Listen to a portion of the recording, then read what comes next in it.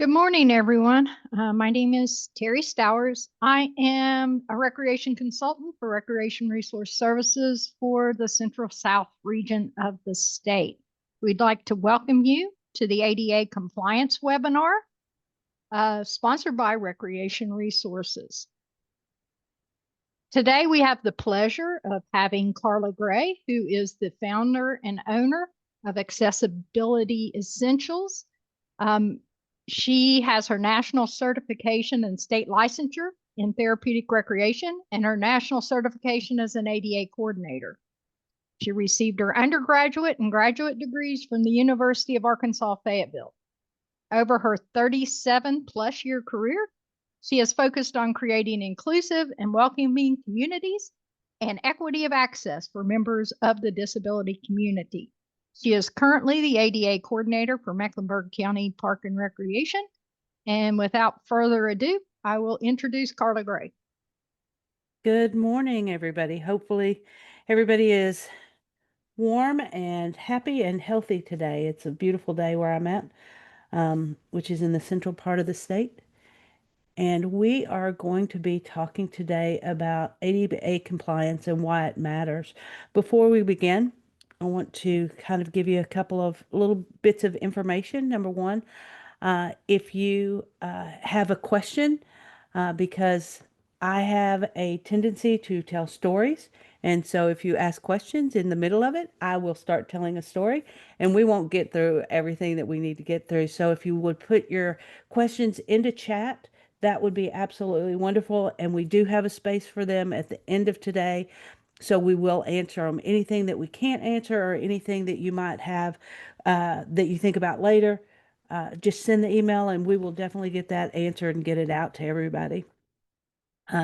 You have, there we go. So your chat button is at the bottom. And again, you have that option to put it either into chat if it's something that comes up as you go, or there is also a react button, which is in the middle, which looks like a little heart, and underneath it, it says react. And when we get to the question and answer part, if you have a question, just raise your hand and I believe Terry is monitoring the chat, so she will get those questions and we'll be able to do that when we go. Again, my name is Carla Gray. I am a white, older female.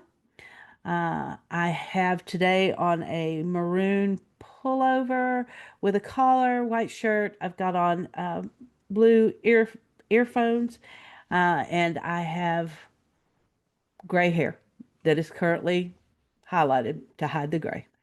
So again, welcome, and we're going to go ahead and get started. So if we go to the next one. Okay.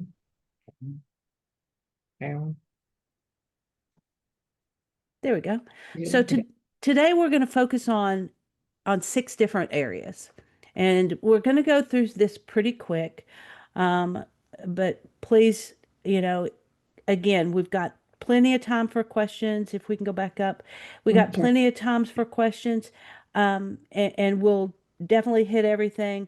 But we're going to cover why accessibility matters, understanding the impact of the ADA, what compliance looks like, the consequences of non-action, beyond the basic compliance, and where do we start. I want you to leave here with some ideas, because that's always one of the biggest things. When we start talking about ADA and ADA compliance, it can become really overwhelming on where you even start. So we're going to talk about some starting points for everybody that you can leave here with today and start moving towards increased compliance in your department, and ready for the next. We had a little bit of a technical difficulty earlier, so Charlene is graciously being the driver on the presentation today. So I appreciate that. Just a quick disclaimer, making sure that everybody understands that this is not legal advice that we're going to talk about today. It's basic on experience. It's based on best practices. It's based on education that I've had. So we're going to be placing that information out there for you. if you ever have a question about the ADA or a specific issue in your area, it's really important for you to speak with your internal legal staff. There are times when legal staff decide to take a certain route that maybe we wouldn't, but they're doing that based on the direction of your overall organization. So if there's something specific, like if somebody says to you, hey, we're filing a complaint, you need to speak with your legal in your organization. So today we're going to cover a bunch of information, but it's not legal advice and it's not intended to be legal advice for you. Ready for the next? I'll get it. You're doing great. So we're going to do a little bit of a level setting. And so I want to make sure that I know where everybody's at and kind of make sure that everybody can start with the same baseline. So we do have a couple of questions for you. We've got two quizzes. And the first one is about your ADA responsibility, and it should have popped up for you. There is a quiz and a quiz on there. It says responsibilities. Do you have ADA responsibility as part of your position? And this could be even when you're answering this, it could be that it might not be stated specifically, but you still have responsibility for it as part of your position. And we've got, Some folks are still answering. yeah, folks are still answering. We've almost at the, and you can see that a lot of people do have it directly. We've still got a couple of folks who are still answering.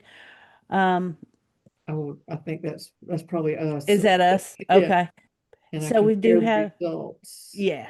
Okay. So we've got 70% of the folks who are here say they have, yes, it is part. We've got 5% who are saying no, it's not part of their responsibility, 25% saying sometimes, and 0 folks saying they're not sure. So we've got a bulk of folks who already have responsibility for the ADA and I think that's the results everybody can see. So we've got a lot of folks who have responsibility for the ADA as part of their job, either part of their stated job or part of their job just on day to day. So we've got one more question for you. And Can everybody see it? I do Okay. not, I do not see it. Folks are answering. Well, you're going to have to tell me that one because it's not showing Okay. up for me.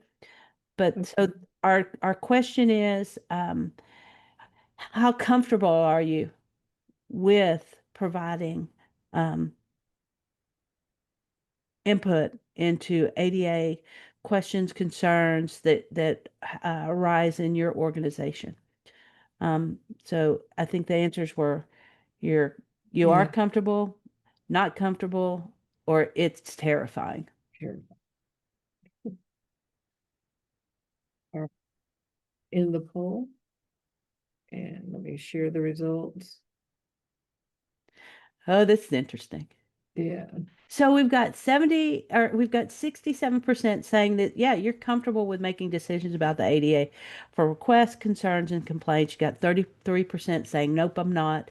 And there's nobody that says it's terrifying except for me. So if I had answered this poll, mine would have been, it is terrifying because sometimes it is terrifying. It's not the ADA folks who've been around me and who have worked through ADA solutions with me and different questions about ADA know that my first response anytime we're talking about the ADA is going to be, it depends. And so the ADA, while it is a very set of standards, when you're talking about physical access, when you're talking about the law itself, there's a lot of gray in it. And so it to me it can be very terrifying. It can be very overwhelming. But hopefully, as you do more of it, you can become more comfortable with it and start to learn the nuances of it. But so we're going to continue to do a little bit of level setting. So what is the ADA? We're going to go to the next slide. And what is the ADA? So the ADA is a series of things. It's not just a stagnant thing. Number one, the ADA is 35 years old. For those of you who don't know, it was signed by George H.W. Bush, uh, and it is 35 years old this year on July the 27th. It is also the minimum. The ADA is not the sky. It is the minimum. It's the bare basics of what you have to do to be compliant with the standards. It is also social action. The ADA is 35 years old, but there was a lot of action and social action that was taken in order to get people on board and to sign it. For a long time, people were going, people don't need that, and it was viewed as a special right, and it's not a special right. It's a basic right in order for people to participate in our communities. In 2008, it was expanded. That is when the recreational standards were brought in. So that really kind of changed the complexion of things. It is also a federal civil rights law. The ADA was built off the back of the civil rights laws of the 60s. The ADA, like we said, it's only 35 years old, and it was signed in 1990, but it had been being developed and it had been being brought up for law to be passed into law since the 60s. So it's a law that is not a suggestion. It's a federal civil rights law. And most importantly, it's the right thing to do, with or without the law. The things that we look at when we're looking at the ADA, they're the right things to do in order to create community and make sure that everybody takes part in our community. So again, some more level setting, just really, really quick, because we could do an entire day on just this part of it. The ADA, the Americans with Disabilities Act, has 5 titles in the law. The first title is employment. That's if you have an employee or you yourself need an accommodation to do your job for your employer. So in Title I, it's an accommodation. Title II covers state and local entities. I believe everybody who was registered falls under Title II. I didn't see anybody that was Title III or that was federal. But anybody who works for a state or local employee, so you're talking about if you work for North Carolina, the state of North Carolina, or any of its entities. If you work for a county, a city, a town, you are covered under Title II. And we have some different requirements than a Title III entity does. And so a Title III entity is public accommodations. They do impact us as Title II. Because in recreation, a lot of times we bring vendors in or we take people out into the community, and we still have a responsibility to make sure that as a Title II entity, if we leave our entities and go into a Title III entity, which would be if you take folks to Carowinds, King's Dominion, if you have a senior trip and you stop at a McDonald's, we have a responsibility to make sure those places that we go are also compliant, even though they are Title III. So we have to vet those. Title IV is telecommunications. This is one that's really kind of checked off. It was already established. It's done. There are some things that are coming back because of web compliances that are that fall kind of under telecommunications. But if any of y'all are familiar with Relay North Carolina, or that is one thing that came out of Title IV of the ADA. Another thing that came out of the Title IV of the ADA is closed caption. So when you see that CC, you can hit that button, you see that subtitle. That came out of the ADA. So that's Title IV. And then Title V are all these miscellaneous provisions. They're like those little things that don't fit anywhere else. They also have to do with like attorney's fees, prohibitions on retaliation, It talks about state immunity. It talks about the relationship to other laws, and it also lists some very specific conditions that are not considered disabilities. And at some point in time, I'll tell you the story about how Jesse Helms is unfortunately very tied to Title V. There were some things that he demanded to be put in there that people now it's good conversation for later.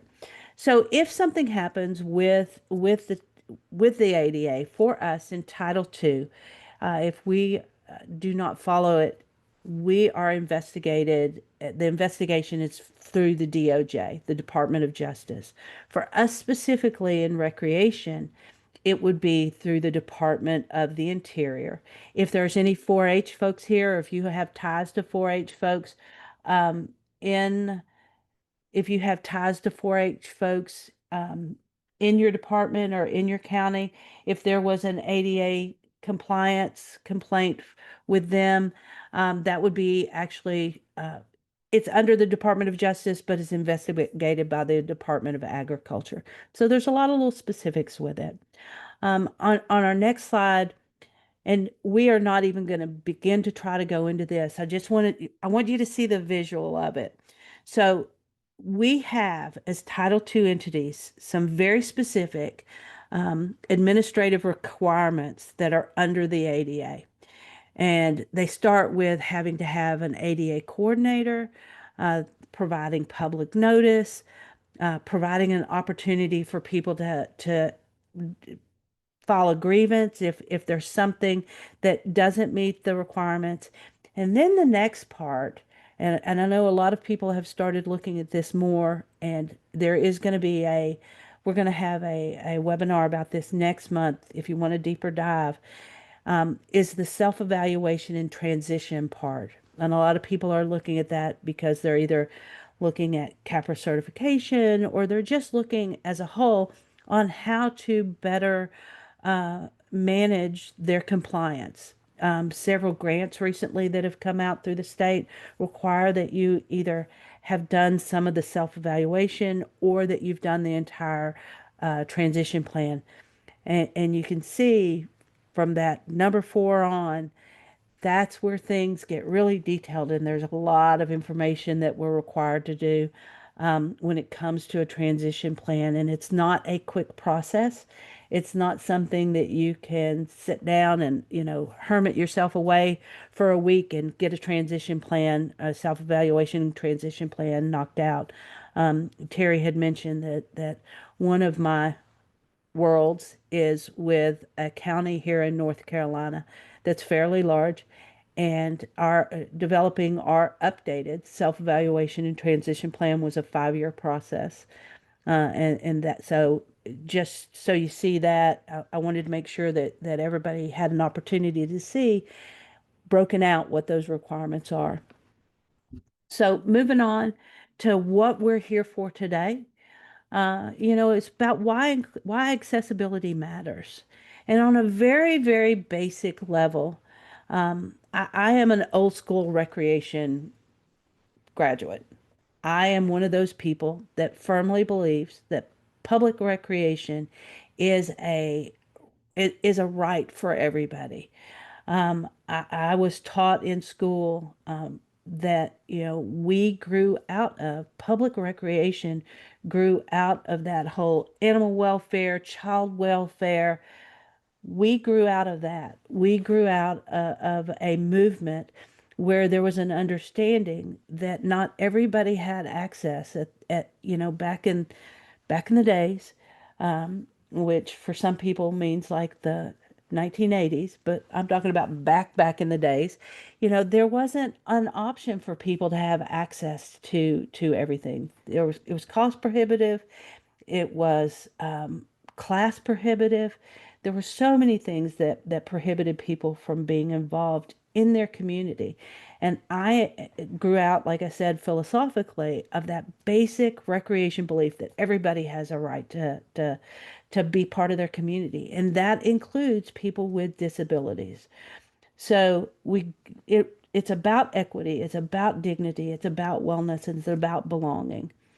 Um, so we can go to the next one. And that means as well people who have disabilities. We have a right, regardless of our level of physical functioning, cognitive functioning, we have a right to be part of our community. And we have a right to be part of our community how we see fit. It's about how we want to engage. It's not about how other people want us to engage.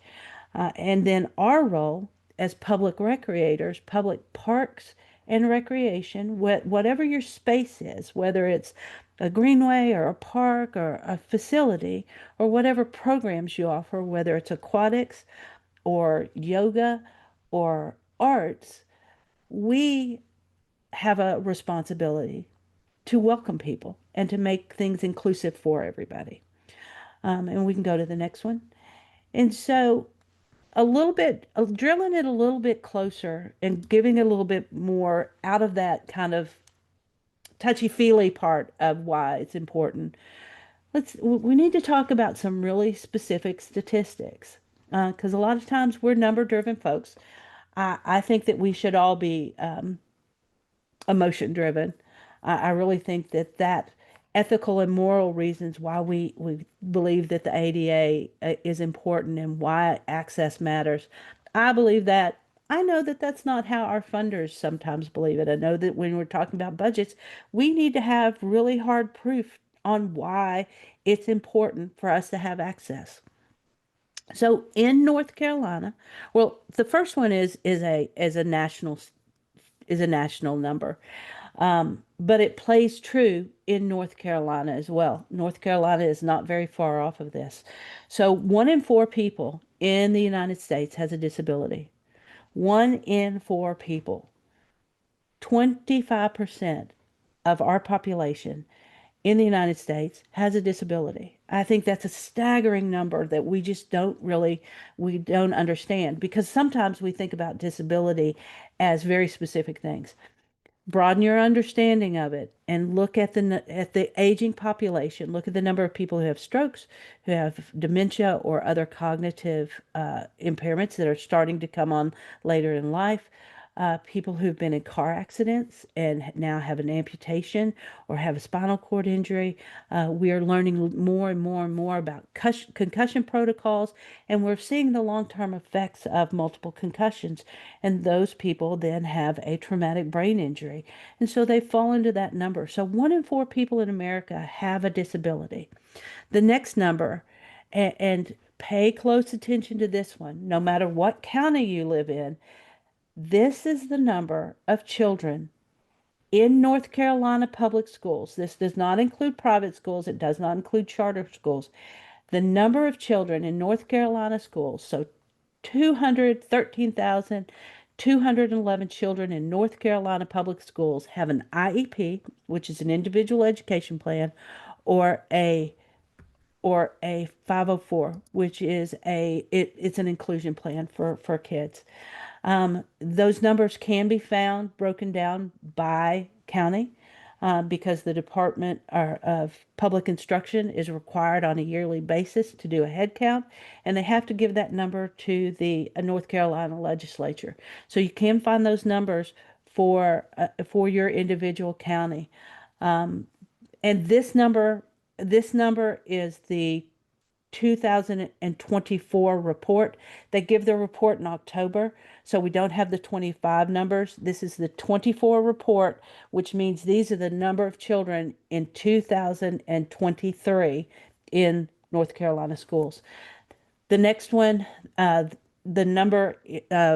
210,000 individuals, those are people in North Carolina who are living with some form of dementia or memory loss. Again, as we see our population age, because we had that baby boom and people are aging, we're going to see more and more people who have some form of dementia.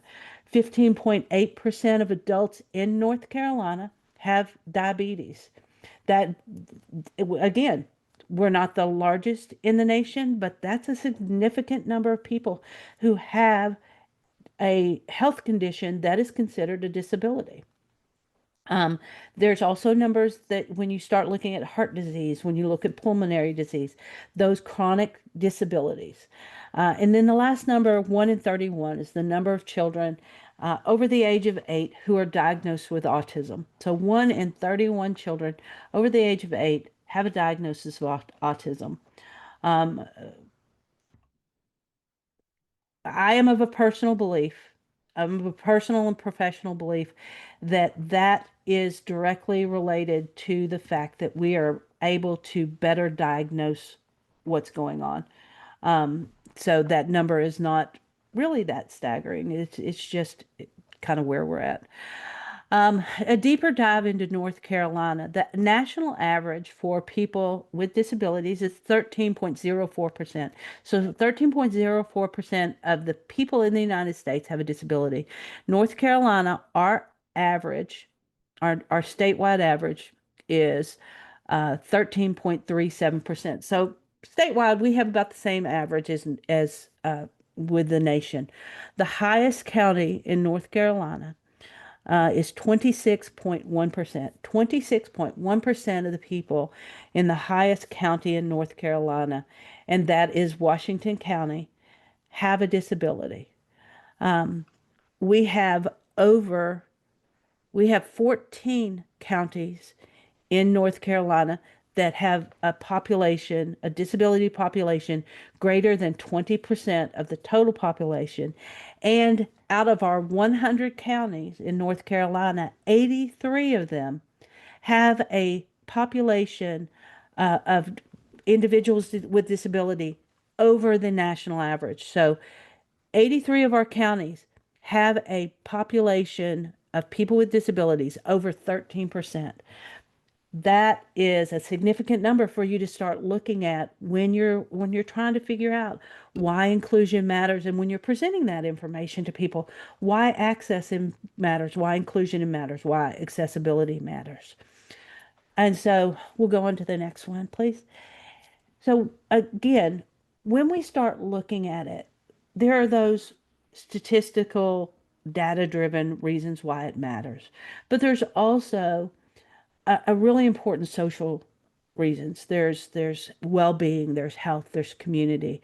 When we, as recreators, as public recreators, we're responsible for meeting the social and community needs of the people we serve.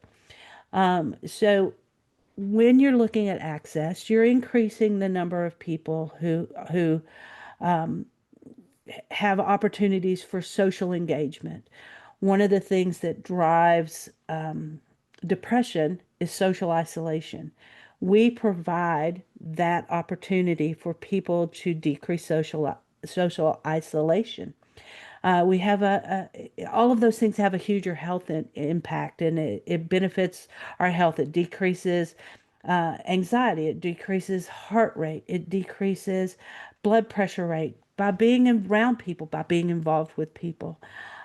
It helps us with our overall well-being.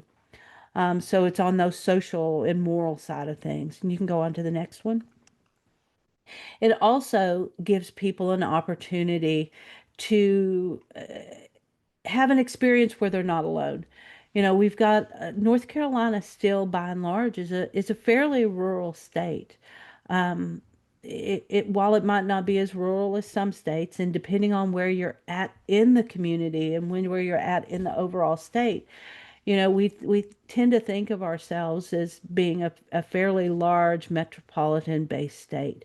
But the reality is there's a lot of places in North Carolina where, you can't get there from here. It takes you a long time. There are not major roads. There's not major highways. When you look to our extreme east part of the state or extreme western part of the state, there are very, very, very isolated communities. Maybe very active communities, but it's still very isolated. And so when you're talking about folks who have disabilities and have a difference, having that social base and having that opportunity to be engaged with other members of their community, that really provides a foundation for engagement and for a basis for community building. And so, again, one of the main reasons why it's so important. I want to talk to you about the impact of the ADA. Some of you, there's really kind of three standards within the ADA, kind of three foundational things, and that's physical access, program access, and communication access. There's something impact wise with the ADA that a lot of times we don't recognize. There's something that's called the curb cut effect. And the curb cut effect really started taking place in the 1940s in Michigan, where a group of World War II veterans got together and they started trying to work with their city of Kalamazoo to give them additional access and create these cuts into the sidewalks so they didn't have to use their wheelchairs on the street. They could use their wheelchairs, go up onto the sidewalk.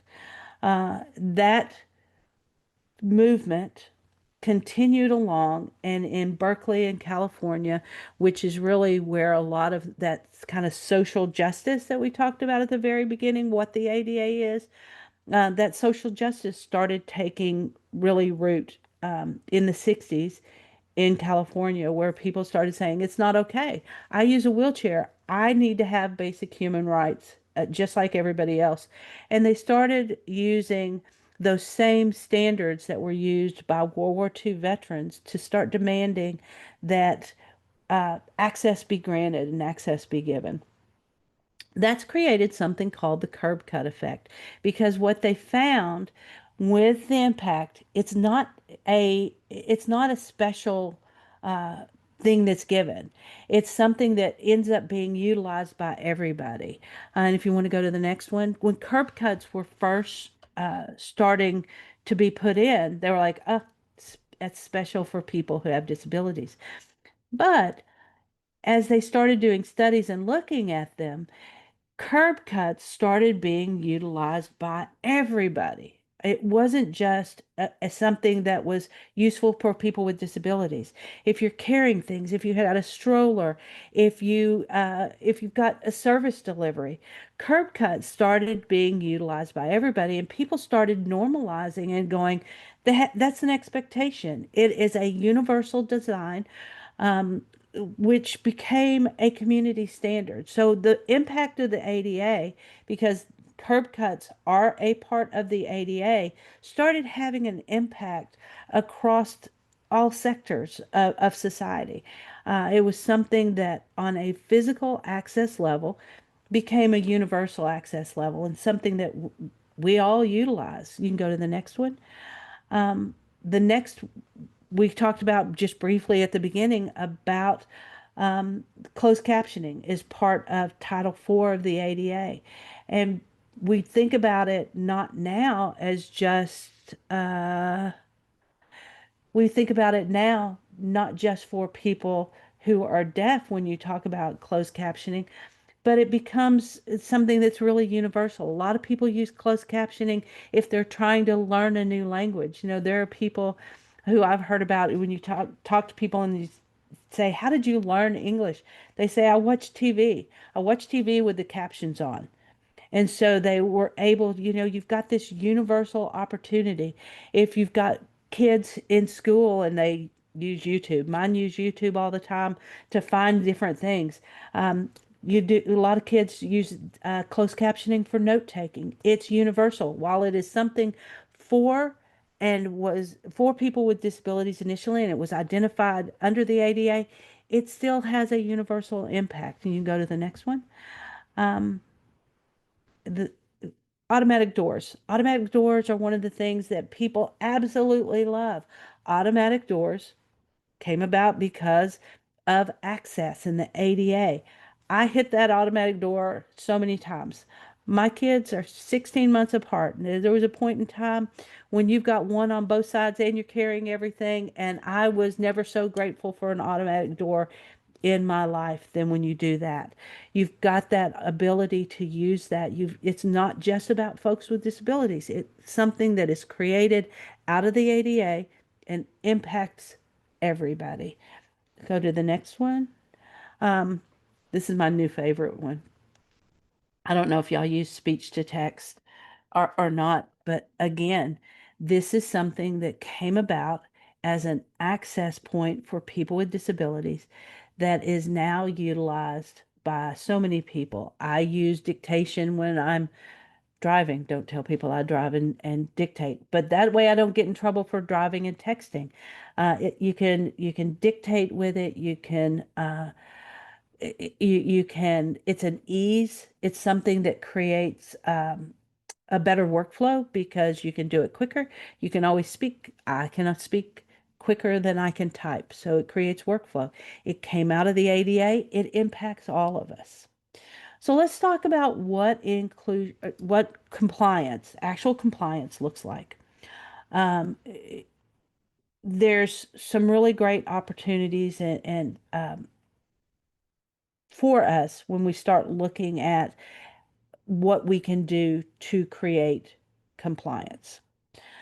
So again, there's three pillars that I talked about a little bit earlier, and those pillars are physical access, program access, and communication access. With physical access, you're talking about your routes, you're talking about restrooms, you're talking about basic amenities that are the baseline of what compliance looks like. And you can go to the next one. We're talking about then program access, which is a part of the ADA. A lot of times when we think about the ADA, people don't recognize that the law itself has these three pillars: physical, program, and communication. A lot of times we think about the standards for accessible design, which is an addendum and an addition to the law, to the ADA. And we see those and we go, oh, those are the only requirements we have towards the ADA. That's the only issue that we need to look at when we're talking about compliance. But reality is we do need to look at that program access, which includes policies, developing policies, creating adaptive programs, creating opportunities for inclusive programs, all of those things. The third part is communication access. How many of you utilize ASL interpreting in your programs, or when you're doing public workshops, when you have public meetings? It's really important to look at those things because those are all part of what compliance looks like. You can go to the next one. Another part of compliance is something that happened at the very beginning of this webinar. Um, you may have heard, you may have not heard, you may have recognized what was happening, you may have not recognized what was happening. But at the very beginning, and you may have had opinions on what happened. There's a lot of people that have opinions on what happened at the very beginning. When I introduced myself, Terry introduced me, and then when I introduced myself, there were two things that I did purposefully because they are part of what compliance looks like. One was told you where some of the buttons were on the Zoom meeting. I did that not because I don't think that you can find your way around, but because there are people who are going to be in our programs and going to be in our public meetings and going to be in webinars who either have low vision or have a variety of different sensory, cognitive, neurodivergent. We've got folks who have all kinds of different abilities who are in everything we do. That just kind of, again, level sets. It gives people an idea of where everything is. Compliance is about making sure people know where things are. Same thing when I introduced myself. I told you I was wearing a maroon sweater, a white t-shirt under it. I told you I had on headphones. That was not out of any type of politically correct movement. That was level setting compliance. We have people in everything we do, including webinars, who have low vision, who have visual acuity differences, who are blind. That description provides people a baseline and provides compliance with the ADA across what we were doing today. So compliance is more than just making sure that you've got an accessible bathroom. It crosses across everything. We're ready for the next one. So consequences of non-action. This is one of the things, and again, why it's so important that we look at ADA compliance. There are consequences to a non-action. And very specifically, I've used the word non-action. A lot of times people go, it's inaction, you should be using that. But it's not. I want to talk to you about non-action. There is a philosophical concept called Wu Wei. W-U-W-E-I. Wu Wei. And Wu Wei is about going with the natural flow. And it is about something called non-action. It's just kind of going with the flow. It's letting things take their course. It's not really trying to define how things go. And a lot of times for us in public recreation, when we are non-compliant with the ADA, it's not because we're making a conscious or an unconscious decision, to say, hey, I am not going to do these things. Sometimes, especially if you're in a smaller entity or you're in an entity where you don't necessarily have the resources, either the staffing resources or the financial resources to do great grand things. You don't have the ability to say, we're going to go in and we are going to completely redo this park that we had, and we're going to spend $18 billion to make sure that this is 100% compliant. We don't have necessarily that ability, and we're not taking in action. We're not saying we recognize that and we're not going to do it. Sometimes it's non-action. We're taking non-action. We haven't had complaints from our community, and we're just going to let things go with the flow. But there are consequences both of inaction and non-action that I need you to think about, that are important for us to think about because they do impact us as a community and they impact our entity. And you can go on to the next one. So when we talk about inaction and non-action, some of the consequences of those are really obvious. They're the legal consequences. We'll talk about that just briefly in a minute here, but there are legal consequences by us taking non-action. We can be sued. We can have an investigation. So go on to the next one. We have a consequence of financial. If we are part of a suit or a settlement that comes through the DOJ and through the Department of Interior and is found against us, there are financial repercussions. There are things that we end up having to deal with where before we didn't take action because we don't have all that money to make things 100% right. We still then are going to be held accountable and financially accountable in the long run. We have to really look at the cost of inaction versus the cost of noncompliance.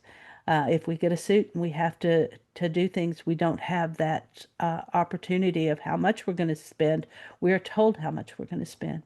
And that kind of takes us directly into our next one, which is enforcement, by being non-compliant, by not taking action, by practicing inaction, practicing non-action, we have the risk of compliance. And we do have communities in North Carolina who have had recent actions taken against them where the Department of Justice said, you will be doing these things and it's no longer in your control. And that's one of the consequences of non-action.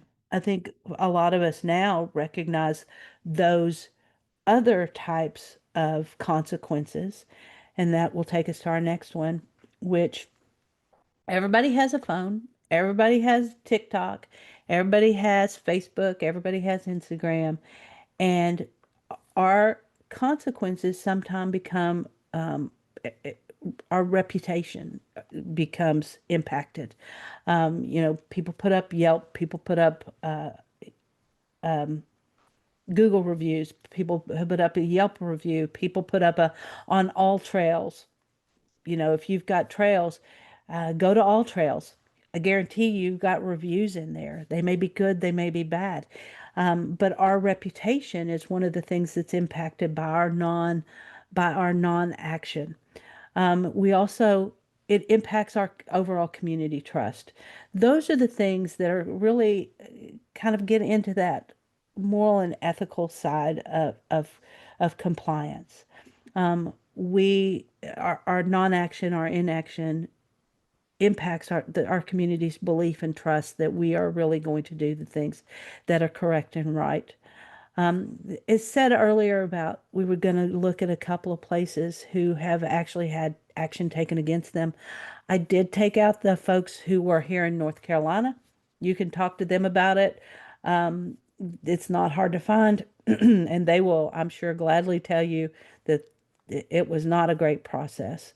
But these are things that are happening even currently.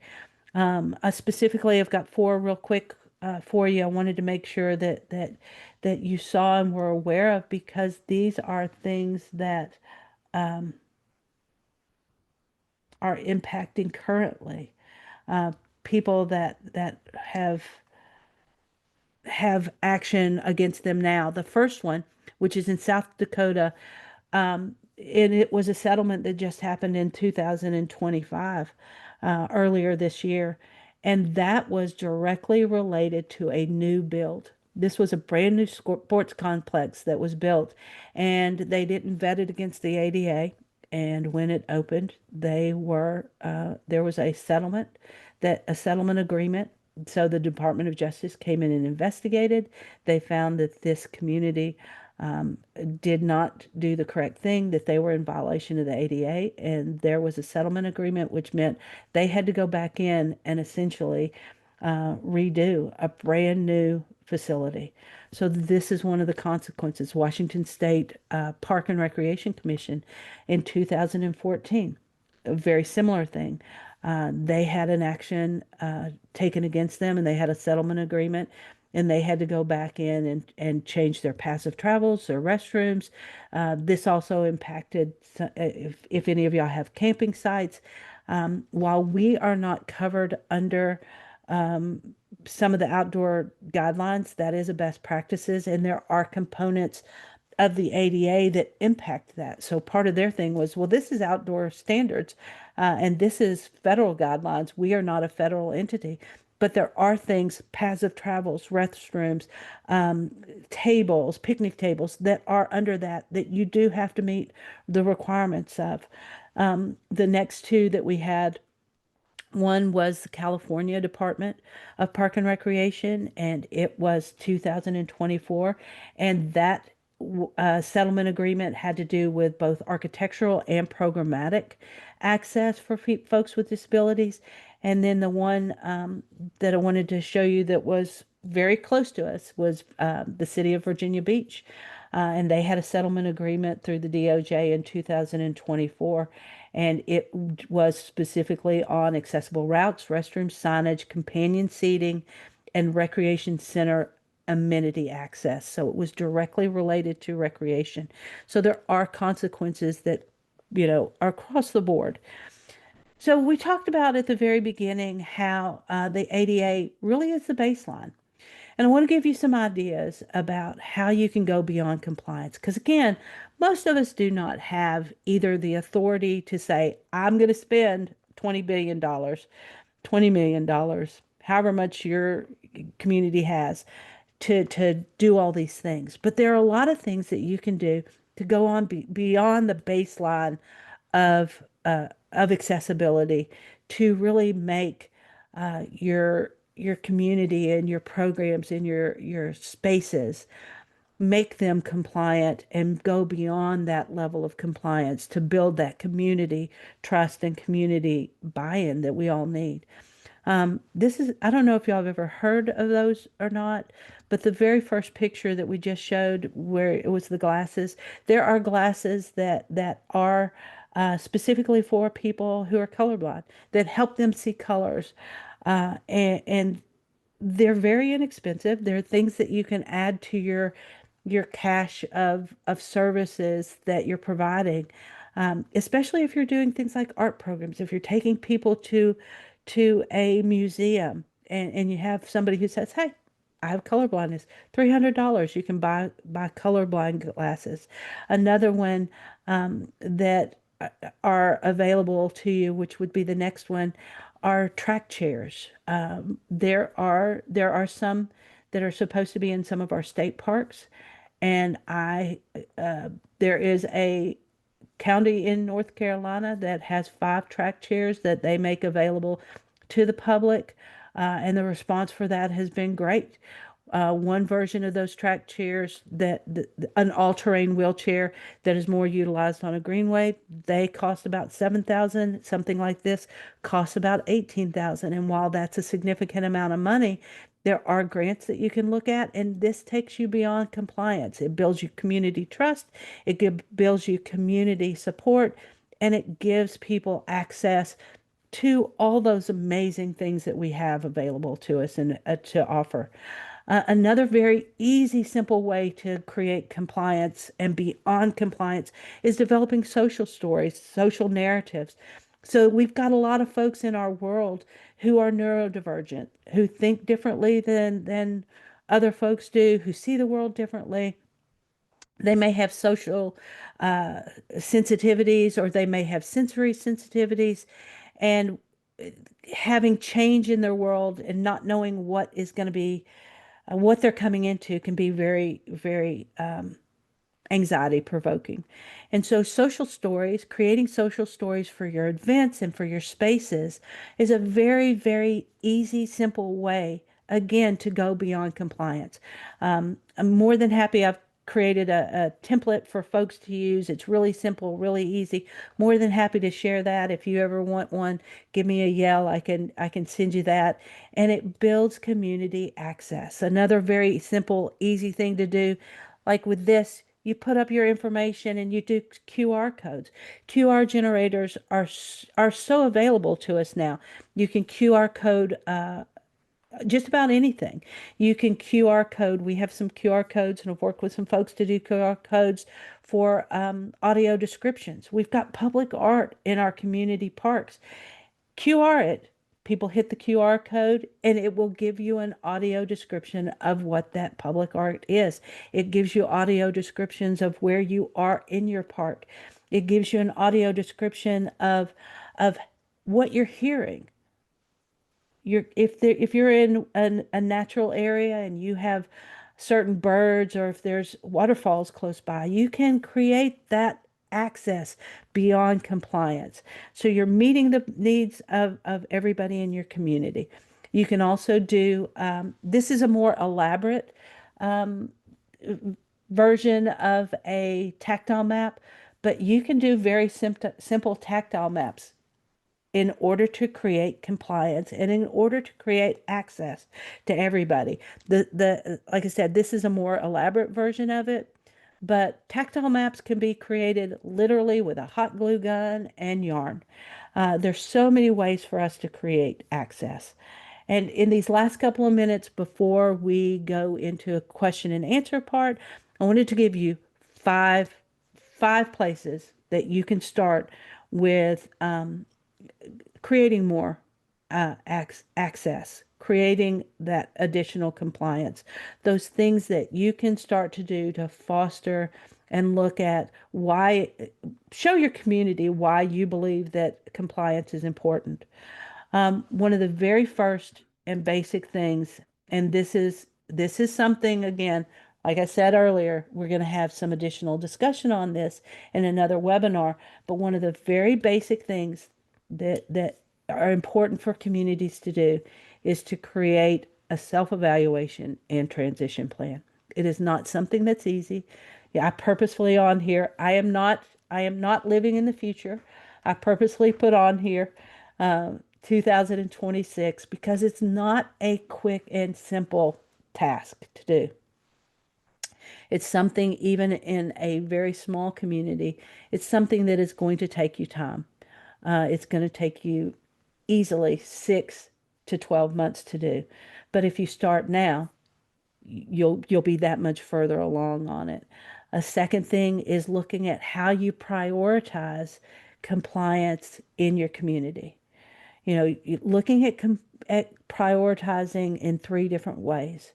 Start making those movements towards uh, access and compliance and going beyond and showing to your community that it is something that you value and it's something that's important to you.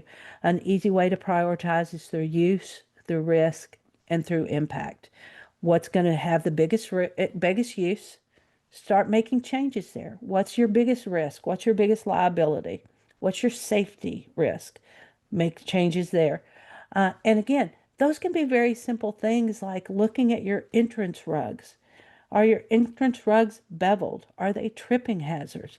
If they're not beveled, I can tell you right now, they're not ADA compliant. They're not ADA compliant, but they're also a safety risk. Start changing out your entrance rugs.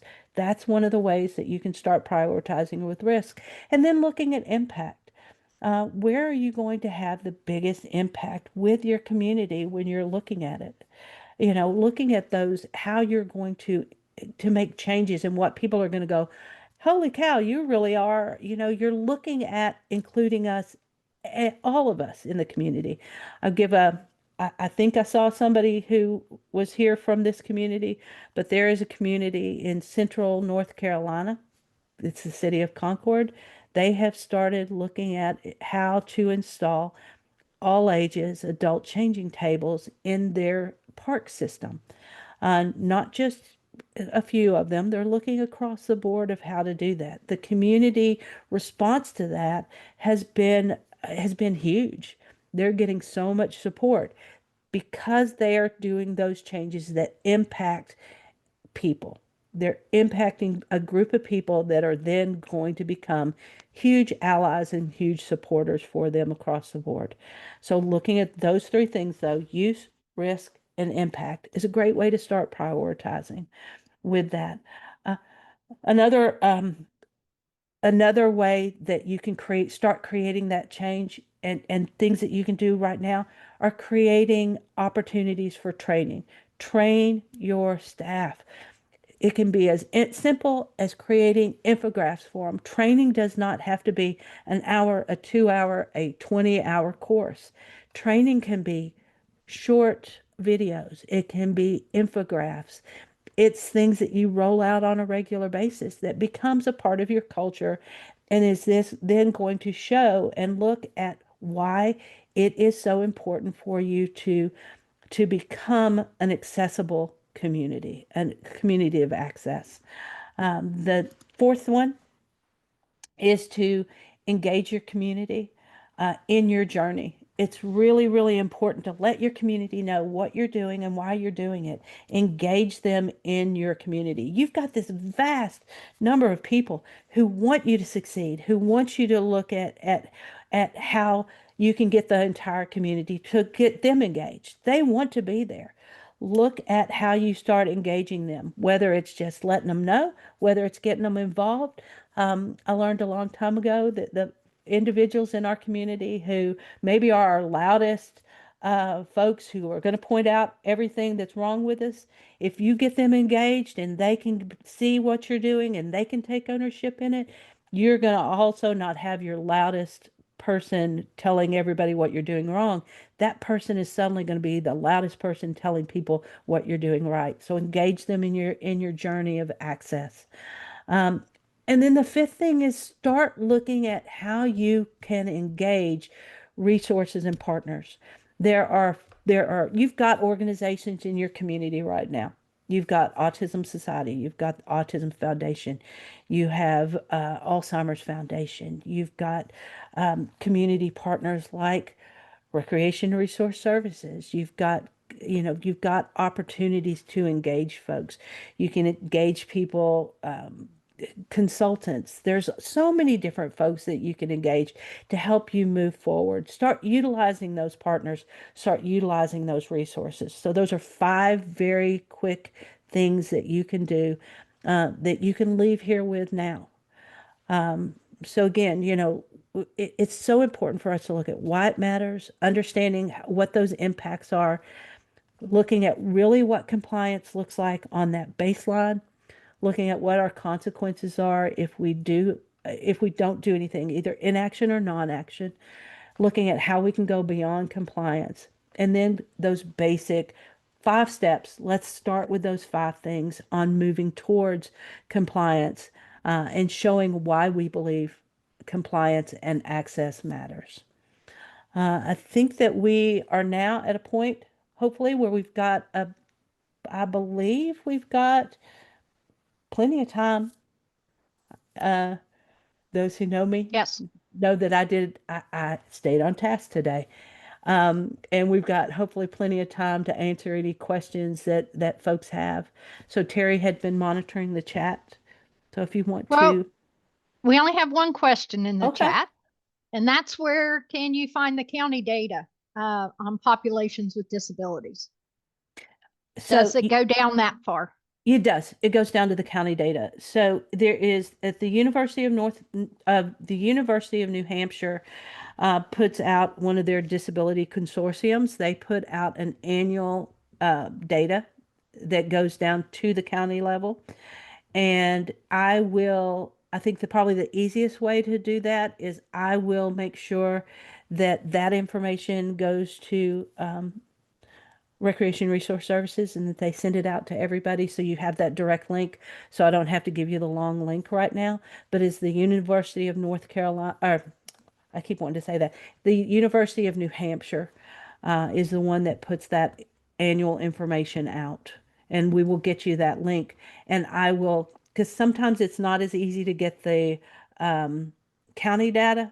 It's there, but it takes a couple of extra steps. So we'll give you that direct long link to get that for North Carolina. Okay. Next question. Is there a service to check that your documents, services, or information is ADA accessible?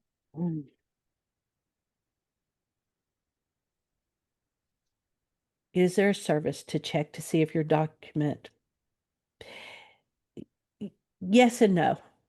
There are some things, if you probably have seen on any like Microsoft products, when you're doing Word documents, things like that, there's an accessibility checker on there, and that does give you baseline. So there is that opportunity and option. There are also there's some free websites that will look at that. The one of the biggest problems, and this might be referring back to that, a lot of people have heard that PDFs are not accessible.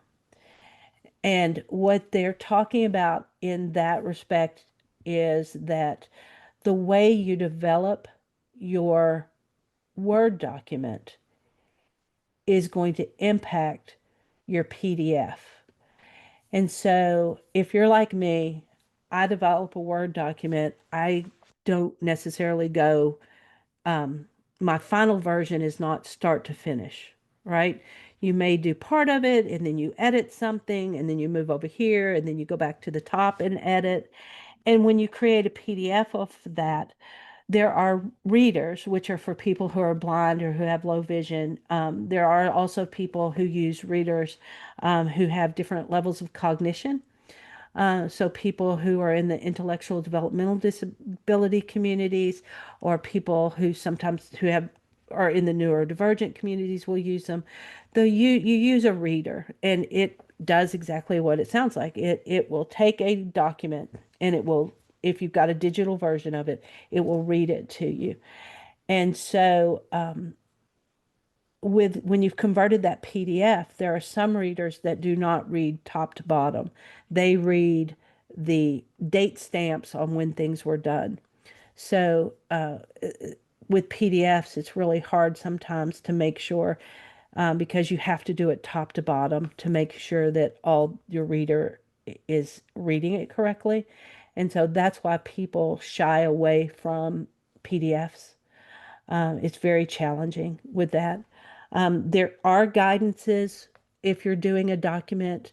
There are guidance for plain language documents, and there are some federal guidances. It's not law, but that again, that's we can get that to you as well. Get you the link federally where the guidance for plain language, and essentially that talks about taking out that legal speech, the professional speech, when you're creating a document and making it more accessible for everybody.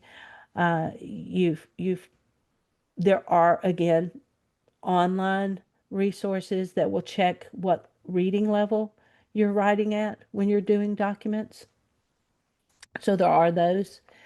Um, and then, so this is kind of a long answer, and I apologize for that. But there's a lot of different segments to it. There are also, if you're looking at your flyers, if you're putting out flyers, um, there are documents, there are some sites where you can see if you're color compliant. Like if you have a document that you put out that doesn't have the right color contrast, that's not going to be compliant. There are document checkers that you can do for that. We'll get you a couple of links for that. Same thing with fonts. Fonts are, we love us a good font, don't we? In Park and Rec, especially if we're doing something like right now, we're getting ready for Halloween and we like those spooky fonts. And spooky fonts are not necessarily compliant with the ADA for being able to be read. And so it doesn't mean that you can't do your spooky fonts for Halloween. But what it does mean is that you need to have an alternative flyer that uses something that is a sans serif, that doesn't have a lot of additional scrolling around it. And so you have it as an alternative. Um, and that's where, when you're talking about access, that's really one of the big things with it. It doesn't mean you can't do things. It just means that you have additional options for it. So we will get you several different links to those areas, to PDF readers to find out, to color checkers and to font checkers, and to the plain language. All right. Any other questions? You can raise your hand, ask them, put them in the chat. You missed one in the chat. Is there? Yeah, there's one before Let me the scroll. document, Cynthia. Oh, where to check for guidelines on building expansions? Can you give me, do you mean if you've got are you doing an addition to your building? Yes. Okay. So it's going to be a built addition. So you're doing an expansion of that. So what are y'all doing it in-house, or are you doing it with a consultant and architect?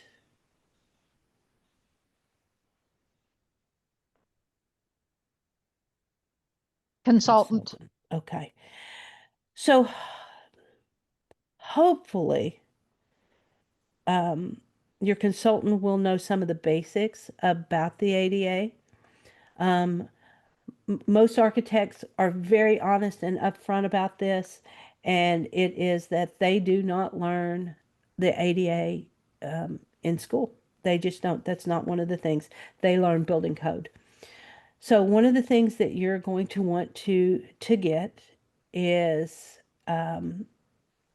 the 2010 Standards for Accessible Design, which has all of the standards, which means the baseline requirements for built environment. And so we can get you that link as well. And we'll go back and I'll make sure that hopefully we'll listen to the recording and make sure I'm not missing anything, but we'll get you a link. But you need to get the standards for accessible design. That tells you how wide doors should be, how high things can be off the floor, your reach range. Are you building just, and you're always welcome to call me as well if you want to. some specifics on it, but you're going to want to look at, are you building restrooms? Uh, it's going to even be down to not only how high the pipes are, and how high the sinks, how high the mirrors, but what side of the toilet your flush valve is on. So the 2010 Standards for Accessible Design will give you all of those details. It's pretty intense. There's 10 chapters to it. And it's not necessarily something where you go, oh, it's bathrooms. Here's the one section on bathrooms. It's kind of interwoven throughout it, but that would be your best starting point.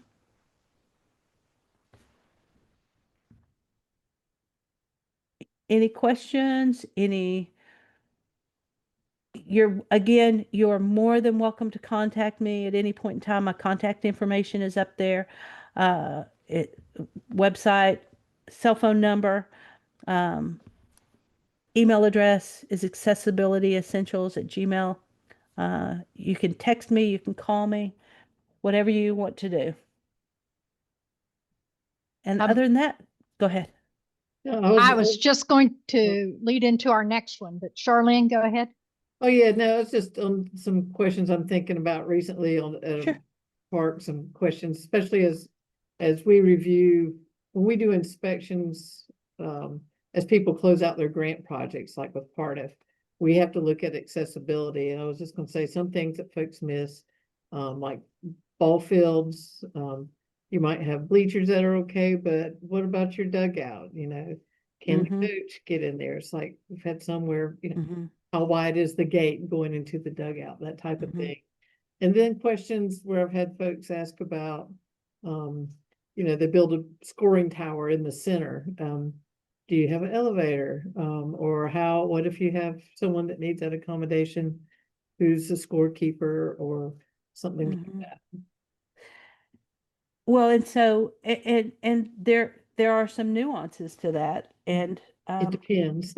it does depend, and if it really does, because there are some exceptions to scoring towers, that you don't necessarily have to have access to them. There are certain spaces that we don't have to have access to, and there's certain ways that you do have to have access to a field. You have to have a path to travel to the field, both sides of play. And a lot of times people just kind of put a sidewalk up to the field and go, we're good. Well, we're not good if I'm down at the other end of the field. So where's my access to that? When you're talking about bleachers are, can I say I really dislike bleachers? Without anybody being offended by that. But the reason why I dislike bleachers is because once you get over a certain number of rows of bleachers, you have to have dispersed seating. Again, we don't think about those things. And, you know, we've got 5, 6, 8 row bleachers. And if you've got an 8 row bleacher, if you've got above a 4 row bleacher, you have to have dispersed seating, which means you're going to need to put a ramp in on that bleacher. And so there's a lot of those tricky things to it. Like you said, with when you're talking about dugouts, is the gate wide enough for you to get into it? Is there a level surface between leaving your dugout and going onto the field to play? Is there companion seating inside the dugout? Is there companion seating Yeah. with your bleachers? lots of rabbit holes you can go down, and one thing leads to another, and the more you do it. But don't be afraid to ask, to research, to find, and you know, talk to your consultant about it, and make sure your consultant knows what standards we are operating under. So a couple, Oh, a so- couple go ahead. Oh, I'm sorry. I had one more. Is it, no building, when we talked about, you said the architects use building codes. The inspectors seem to interpret things differently from county to county. So is it good to involve them as you're starting to develop plans for a new facility or area? With your local building inspector? So there, if if you have a building inspector who is familiar with the ADA beyond the building code, they are a good person to talk to. North Carolina Building Code has a chapter, it's chapter 11, which is accessibility. And it's the few things. It's based on ANSI standards, international standards. Um, and they just updated the North Carolina Building Code. I think it went into I think it's going into effect on January 1st of 26. And those standards in there are the few standards that are above what the requirements of the ADA are. Because, it's like any law. A state law can be higher than the expectations and the standards of federal law, but it can't be below it. So sometimes with our building inspectors, they know those standards under the building code for North Carolina Building Code.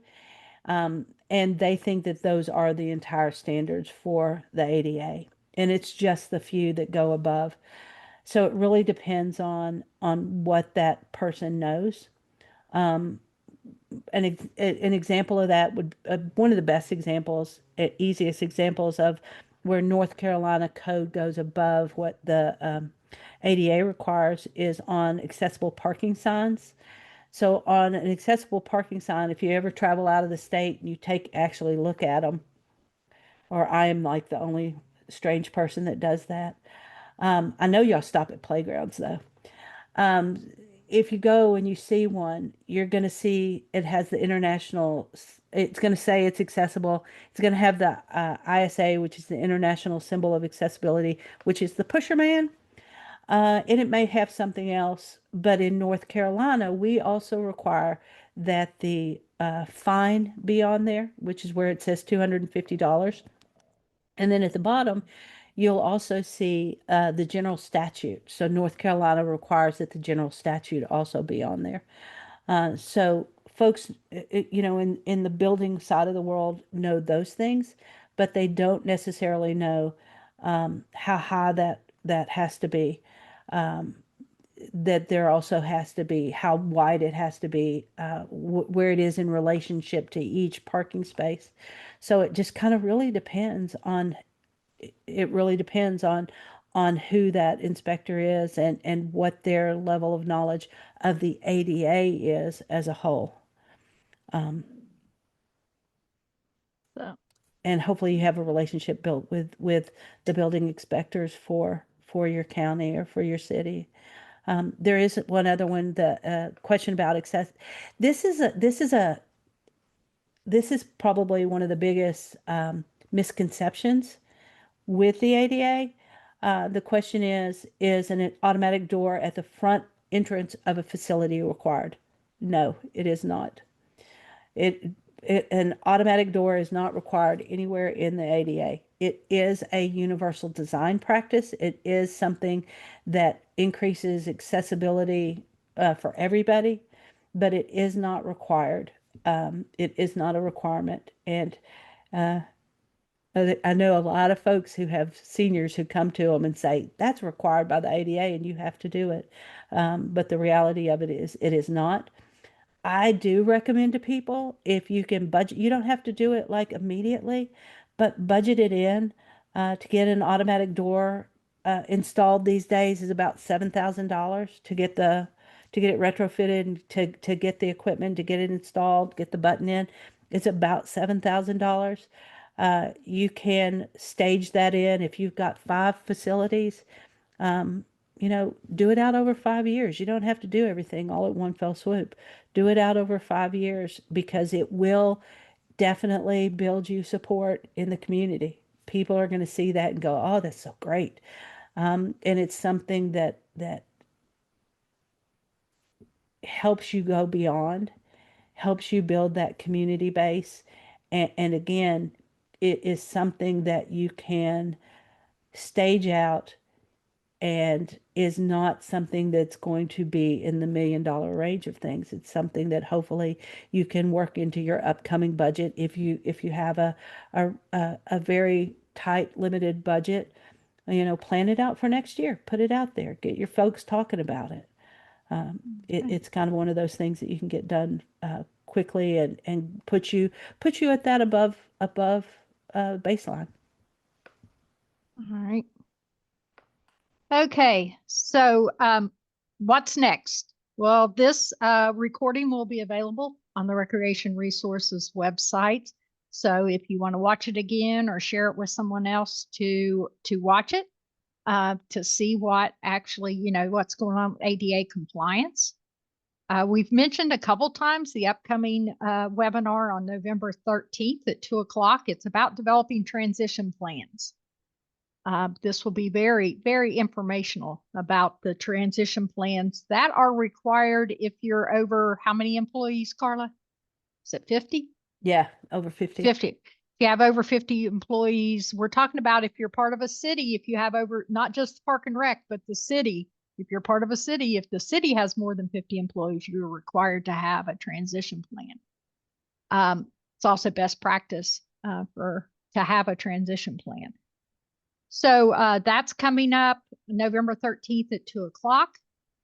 In the spring, look out for, we'll be doing hands-on workshops where Carla will actually, will be out in the field and she'll be able to walk you through, what to do to assess the slope of your sidewalks, to talk about parking, to talk about those. So we'll be going out in the field to parks in the areas starting in the spring. We'll do 2 different areas of the state in the spring, and then we'll go on to do 2 in the fall and 2 in the following spring.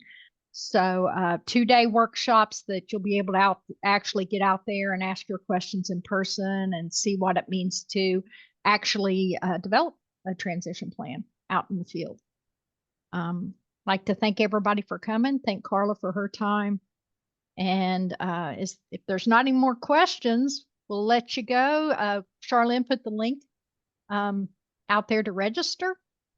And Carla is very available to answer questions. Or if you have a question, you're not sure how to get a hold of Carla, get out with your Rec Resources rep and they will find the answer for you.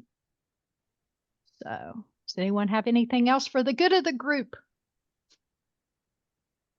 Thanks, everyone. Well, we can send out the information on the recording and everything to everybody who registered. So, Right. Thank you all. Thank you all for your time. yeah, thank you. Okay. Bye.